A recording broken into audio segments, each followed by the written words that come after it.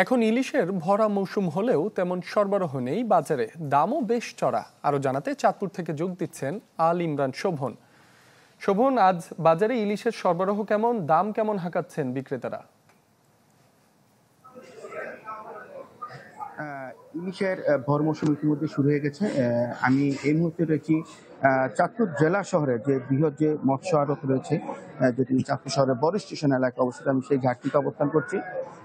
আপনি জানেন ইলিশের জন্য চাঁদপুর জেলার একটি বেশ খ্যাতি রয়েছে, কিন্তু ইলিশ সরবরাহ কম থাকার কারণে বেশ উচ্চ মূল্যে সাধারণ মানুষ এখন ইলিশ ক্রয় করতে হচ্ছে। বলতে গেলে ইলিশ এখন সাধারণ মানুষের এখন হাতের নাগালের বাইরে। আমি এদিকে ব্যবসায়ীদের সাথে কথা বলেছি, তারা যেটি বলেছেন মূলত সরবরাহ কম থাকার কারণেই এই ইলিশের এই এত দাম বেশি।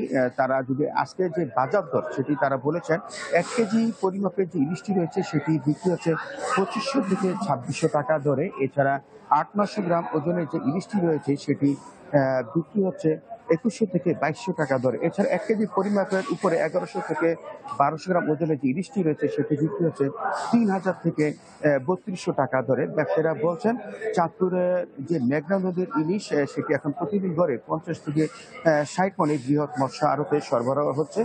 ইলিশের সরবরাহ কম থাকার কারণে তারা এখন বলতে গেলে অনেকটা অলস সময় পার করছে। তারা বিগত দিনে এই সময় ইলিশ নিয়ে তাদের যে ব্যস্ততা ছিল, বিশেষ করে এখানকার যে ব্যবসায়ী রয়েছেন এবং শ্রমিকরা রয়েছেন, সেই ব্যস্ততা এখন অনেকটা নাই বললেই চলে। আপনি দেখতে পাচ্ছেন এখানকার ব্যবসায়ী এবং শ্রমিকরা অনেকটা অলস সময় কাটাচ্ছে। তো ইলিশ ব্যবসায়ীরা যেটি জানিয়েছেন, গত দুদিন যাবৎ নোয়াখালী, লক্ষ্মীপুর তথা উপকূলবর্তী এলাকা থেকে কিছু ইলিশ সরবরাহ এখানে বৃদ্ধি পেয়েছে। তবে সেটি চাঁদপুরের ইলিশের তুলনায় দাম কিছুটা কম, কেজি প্রতি 400 থেকে 500 টাকা দাম কম। মূলত চাঁদপুর নয়, সারা দেশব্যাপী চাঁদপুরের ইলিশের একটি আলাদা চাহিদা রয়েছে। তো এই ব্যাপারে জেলা মৎস্যবিদ জানিয়েছেন মূলত ইলিশের সরবরাহ বৃদ্ধি পেলে দাম সাধারণ মানুষের ক্রয় ক্ষমতা নাগালে চলে যাবে এবং অধিক বৃষ্টিপাত হলে নদীতে প্রচুর পরিমাণে জেলেদের জালে ইলিশ ধরা পড়বে বলে তারা জানিয়েছেন। এই ছিল চাঁদপুর থেকে ইলিশ বাজার নিয়ে সর্বশেষ খবর। শোভন, আপনাকে ধন্যবাদ। চাঁদপুর থেকে ইলিশ বাজারের খবর জানাচ্ছিলেন আল ইমরান শোভন।